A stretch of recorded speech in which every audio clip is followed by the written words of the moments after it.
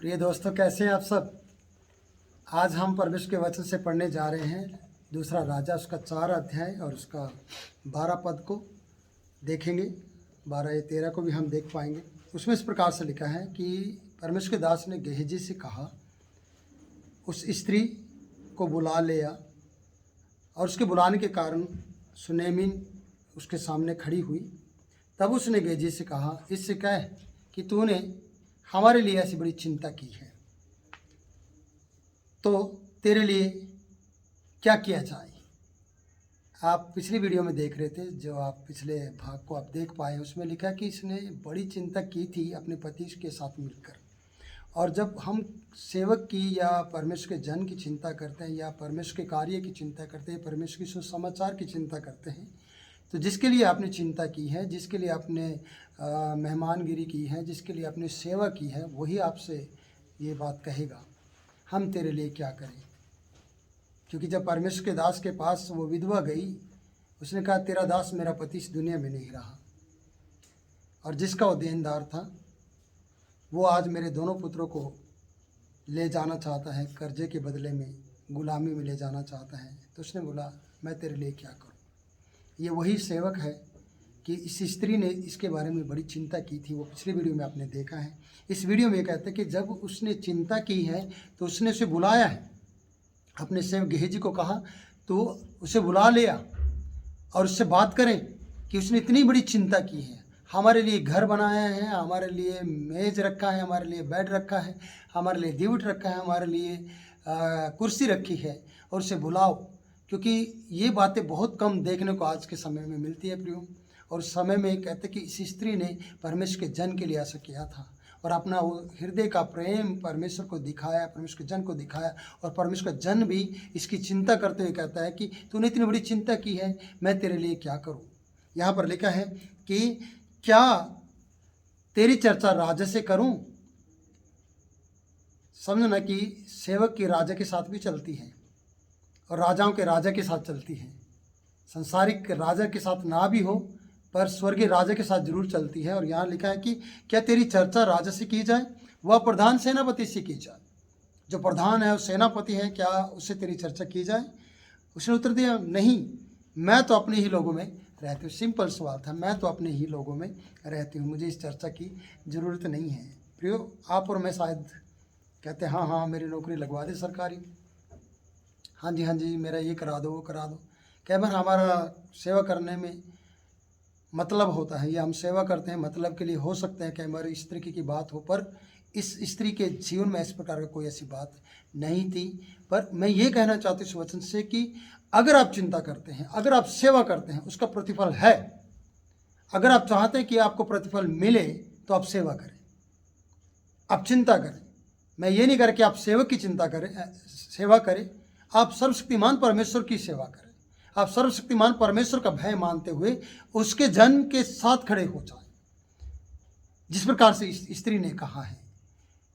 क्योंकि डायरेक्ट परमेश्वर की सेवा नहीं कर सकती, लेकिन इसने उस जन को पहचान लिया कि वो पवित्र जन है, इसलिए इसने सेवा की। उसी सेवक ने, जो परमेश्वर का पवित्र जन है, उसने अपने सेवक से कहा है, जो गेहजी है, कि इससे पूछ लो कि इसके लिए क्या किया जाए।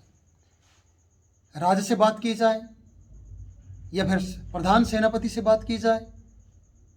अगर इसकी जगह आप हो तो आप सोचिए कि आपकी चाहत क्या है।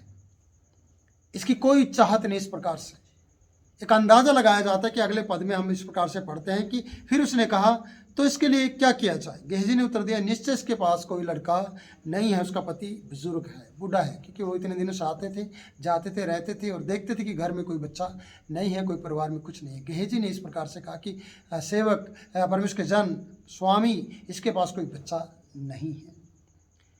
देखना आपकी सेवा का प्रतिफल क्या होता है। आज अब मुझे देख रहे हैं, अगर आप सचमुच में हृदय से सेवा करते हैं, बिना मतलब के, बिना लालच के, तो आप बेशक अकेलापन महसूस कर रहे होंगे। आपका अकेलापन दूर कर देगा परमेश्वर।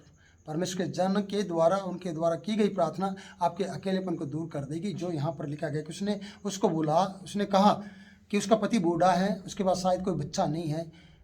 पहले तो ये हुआ कि राजा से चर्चा की जाए, वो बात खत्म हो जाती है।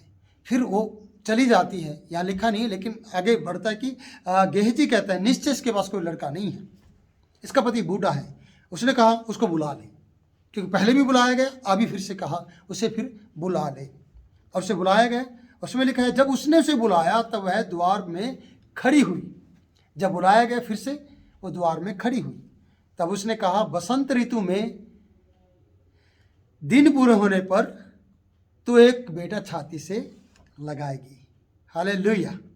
स्त्री ने कहा हे मेरे प्रभु परमेश्वर के भगत, ऐसा नहीं, अपनी दासी को धोखा ना दे। इसे थोड़ा डाउट हुआ कि मैं बुजुर्ग, मेरा पति बुजुर्ग, तो ऐसी बात ना कहे, तो मुझे धोखा ना दे। लेकिन परमेश्वर के दास ने कहा और स्त्री को गर्व रहा। बेशक इसने शक किया, डाउट किया, कोई बात नहीं, पर इसे गर्व रहा। और कहता बसंत ऋतु का जो समय था, एलिशा ने उससे कहा था, उसी समय में दिन पूरे हुए और उसको पुत्र उत्पन्न हुआ। परमेश्वर को महिमा मिले। परमेश्वर का धन्यवाद करते हैं इस बात के लिए कि आपकी चिंता की गई, जो आपने किसी के लिए चिंता की। अगर आप एक परमेश्वर के जन के साथ खड़े हैं, अगर आप परमेश्वर के जन की सेवा कर रहे हैं, तो सचमुच में आप परमेश्वर की सेवा कर रहे हैं। जरूरी नहीं कि आप एक पास्टर बन के सेवा करेंगे, जरूरी नहीं कि आप है ना दुनियादार से अलग होकर सेवा करेंगे। आप सेवकों की सेवा भी कर सकते हैं। मेरा हमेशा विचार रहता है हालिमता के साथ कि परमेश्वर तेरी सेवा के साथ साथ मैं तेरे सेवकों के पांव धोऊं, उनकी सेवा करूं, क्योंकि सेवक वचन में लिखा कि दुगने आदर के योग्य ठहरते हैं, 2 गुना आदर के योग्य है सेवक। और इस स्त्री ने इसको पहचाना था और इसने चिंता की थी, और इसी चिंता का प्रतिफल था कि इससे बड़ी बड़ी सिफारिश की गई, बड़ी बड़ी बात कही गई कि क्या तू राजा के सामने तेरी चर्चा की जाए ताकि तेरे को इनाम मिले, या फिर बड़ा प्रधान सेनापति के साथ तुझे खड़ा करें, या वो तेरे लिए कुछ करे। अगर किसी से तुझे डर है, कोई तुझे सताता है, तो सेनापति को बुलाया जाए। इस तरीके से बात हुई है। उसने बोला नहीं, मुझे कुछ नहीं चाहिए, क्योंकि बिना स्वार्थ के, कोई स्वार्थ नहीं था इस स्त्री का। पर सेवक पहचानते हैं प्रियो कि इसकी क्या कमी है, इसका अकेलापन क्या है, ये किस कारण से सेवा कर रही है और इसकी इच्छा क्या है। शायद इसने ये इच्छा जाहिर नहीं की, पर सेवक ने पहचान लिया, उसके सेवक के सेवक ने पहचान लिया कि ठीक है, ये राजा के पास नहीं जाना चाहती है, राजा से ये आप इनाम नहीं लेना चाहती, सेनापति से ये मदद नहीं लेना चाहती, पर कुछ तो है। इसका पति बुजुर्ग लगता है, हमें आज तक कोई बच्चा इसके पास दिखाई नहीं दिया, इसके साथ कोई भी मुझे दिखता नहीं है सिवा पति के, इसलिए इसके लिए कुछ किया जाए। और उसने उसे बुलाया और उसे आशीर्वाद दिया। तो बसंत ऋतु में अपने छाती से एक पुत्र को लगाएगी। और यहाँ लिखा है कि प्रियो वो दिन जब पूरे हुए तो ऐसा ही हुआ, उसे एक पुत्र दिया गया। मैं धन्यवाद देता हूँ परमेश्वर कि वो सचमुच में आपकी सेवा को व्यर्थ नहीं जाने देगा। वो बहरा नहीं है कि वो सुन ना सके, वो गूंगा नहीं है कि वो बोल ना सके। यशायाह की किताब में हम पढ़ते हैं प्रियो, उसका हाथ छोटा नहीं हो गया कि वो उद्धार ना कर सके। वो परमेश्वर है, इसलिए आपके अकेलेपन को दूर करेगा। आपके आंगन में, आपके घर में बच्चों की लाइन लग जाएगी प्रियो। और आप सेवा करना ना छोड़ें। जिस हृदय से, जिस सच्चाई से आप परमेश्वर की सेवा कर रहे हैं, जिस चाहत से आप परमेश्वर को धन्यवाद देते हैं, उसके लिए आते हैं, उसके लिए जाते हैं, उसकी सेवा में दिन रात खड़े रहते हैं, तो याद रखना उसका प्रतिफल परमेश्वर आपको जरूर देगा। अब निराश मत हो मेरी बहन, अब निराश मत हो मेरे भाई। आप सेवा करना ना छोड़ें। आप अपने जीवन में इस प्रकार से सोचिए कि जब इस स्त्री ने इतनी बड़ी चिंता की है, सेवक पहले भी आता जाता रहा है, लेकिन इसने सही रीति से पहचान लिया कि अपने पति के साथ बात की, जबकि वो बुजुर्ग था। उससे कहा कि क्यों ना हम इसके लिए एक घर बनाए, ऊपर कोठरी बनाए, भीत पर कोठरी बनाए, क्यों ना हम इसके लिए एक चारपाई रखें, क्यों ना हम इसके लिए एक दिवट रखें, क्यों ना हम इसके लिए एक मेज रखें, क्यों ना हम इसके लिए एक कुर्सी रखें।